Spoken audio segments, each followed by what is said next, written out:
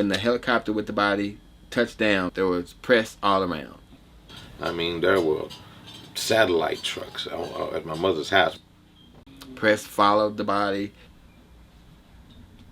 Press was camped out at our house, at my mom's house, at my dad's house, at some of our friends' houses. And so we retreated.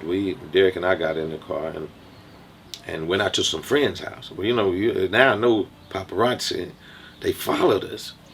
And then every time we came outside or something, we had people in our face. So how did it feel? What do you think about your dad being executed? Are you mad? And hell yeah, we were mad. And we were just bombarded. You just became overwhelmed with people that wanted to ask your opinion about it, what you think about it. And, we kind of felt like rock stars in the sense that everywhere we went, it was just people. They were coming everywhere. People wanted interviews. And it was just a hard thing to do. And I remember him telling us, apologizing, saying, I'm sorry that I put the spotlight on y'all like this because, here I am getting executed. So now the whole world is going to see my sons and know that their father was executed by lethal injection. I remember him saying that. But I remember him saying, be strong. Always be strong. Always take care of your mother. Take care of your family. Be men and be strong. I remember that. I remember that.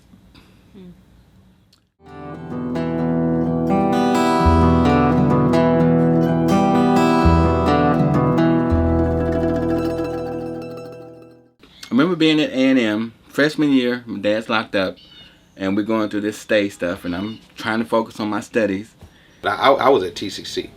I went to the community college my first semester out, and at the end of that semester, they executed my father.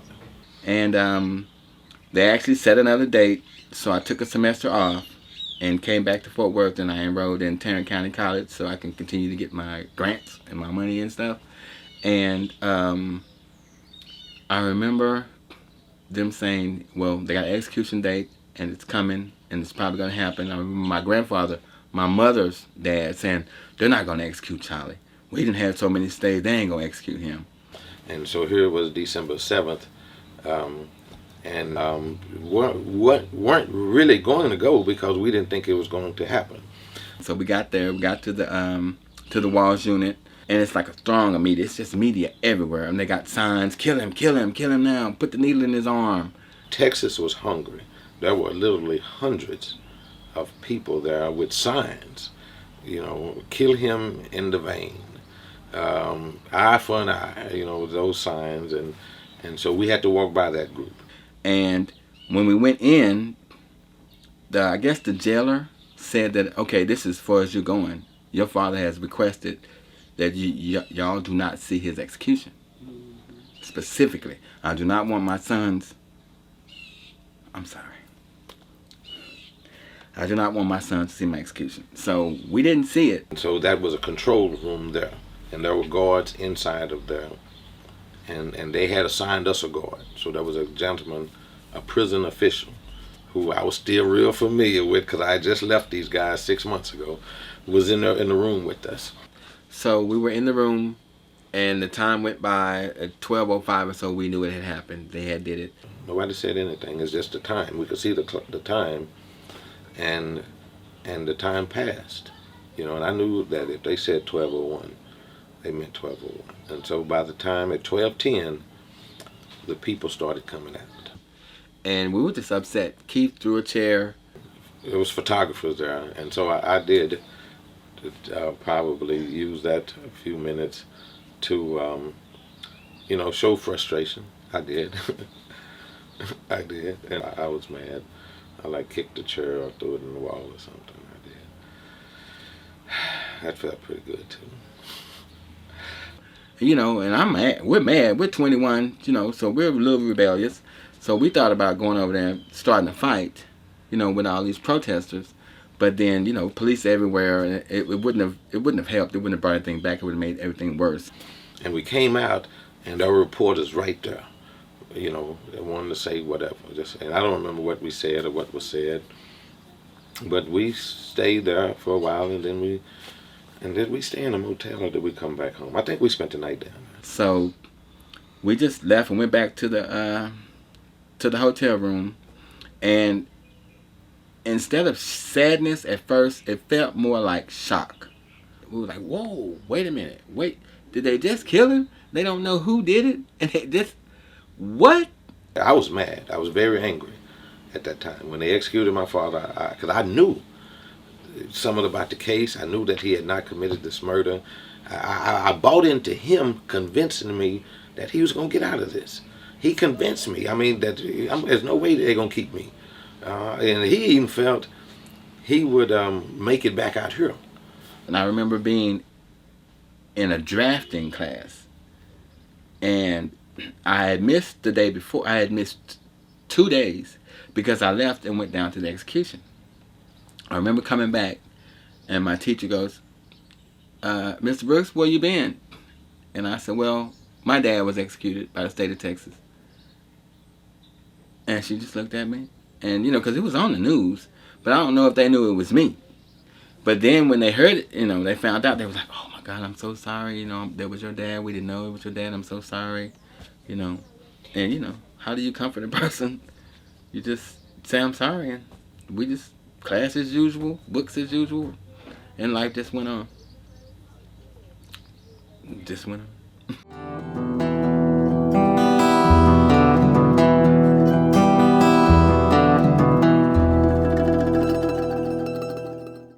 He would be there, and then poof, he'd be gone. And then 6 months, a year later, 2 years, he's back.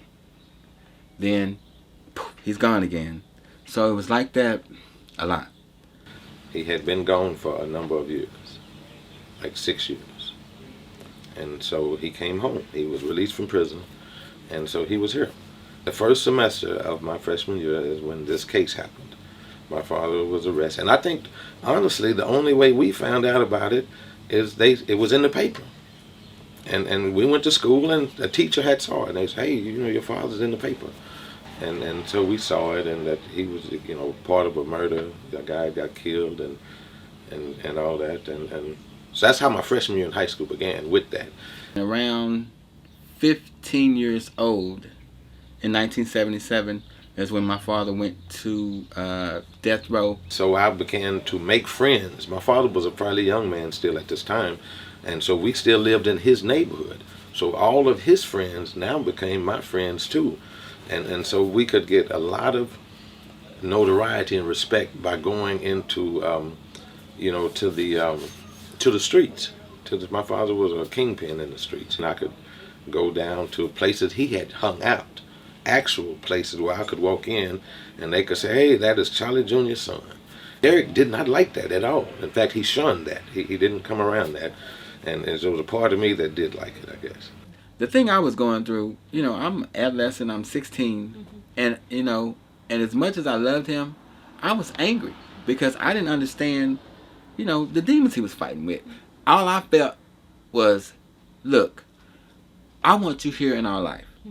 So I came up with the idea. I'm like, okay, look, if I make straight A's, if I get awards in math, English, science, social studies, will you be in our life then? You know, if I join the track team, will you be in our life then? Will you come and see us?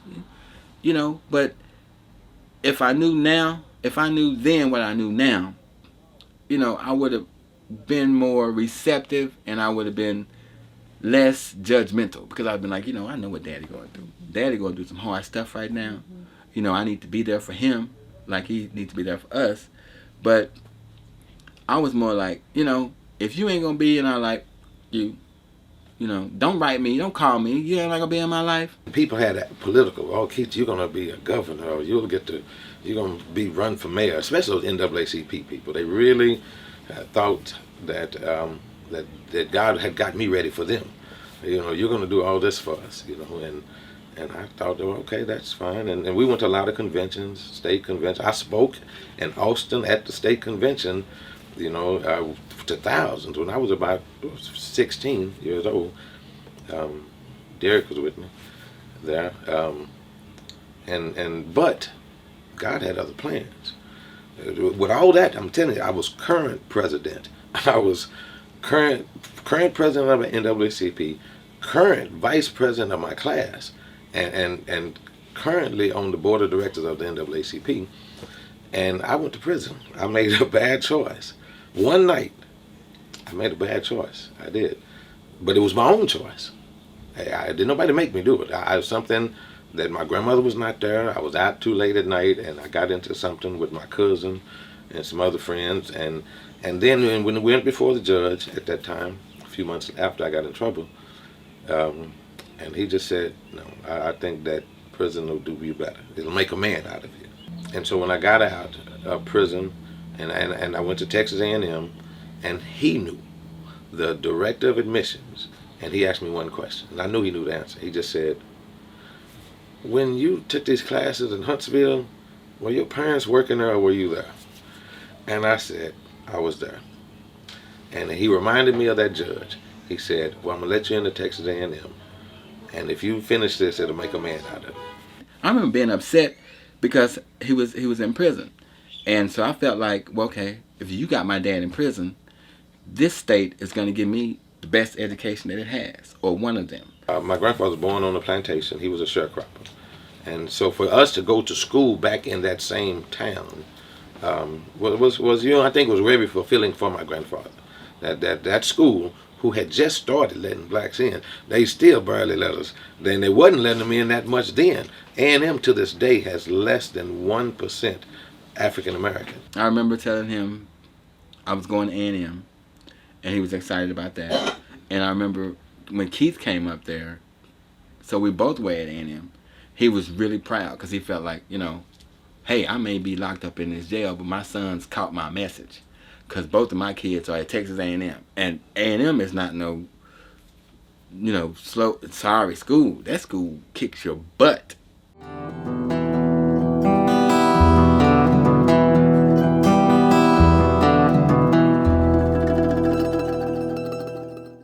In his letters, there was no doubt that he loved us. Because he would write, you know, I love you. Don't ever get into the situation that I'm in. Don't ever. And my brother Keith's got a story that he actually got in some trouble. He got to be in there with my father. And so my father taught him a whole lot of things, you know, that helped him when he got out. I was released May 27th. He was executed December 7th of 1982. And then I started to realize what God had did. That had I been here with the negative attitude that I had because of his life, you know, I want to emulate him in the wrong way because I didn't really know him. You know, I just knew what the people said. He was all this tough on the streets. And so I was emulating that. And if God had not took the time to let me meet him and let him explain it to me a little better, I know I'd be a different person than sitting here now. The things that my father taught me give me strength even today. Even though he was writing the beautiful letters, telling us to, you know, persevere, be strong, take care of your mom, you know, go to school, get an education, try to make something of yourself. The letter said that, but him being there would have had more of a profound effect. He wrote us the last letter, and which has started, if you're reading this, then the inevitable must have happened. He said to me to don't hold grudges. Don't because it could eat you up. That do not be mad at the system. Let the anger from that, or not so much anger was not the word he would use. He would let the emotions from that drive you on to do positive things in your life. So I take that if I were to be mad at somebody, then I'm gonna show you because I'm gonna make this business good. But I remember telling that audience that I didn't really know my dad a lot, so I didn't know whether to call him Dad, Daddy, Papa, Charlie Jr. I wasn't even sure what to call him because, you know, I didn't know him really well like a son should know a father. But I also remember telling them that, and if he had lived, I would have been able to, you know, to find that answer out. But they killed him, so I never found that out.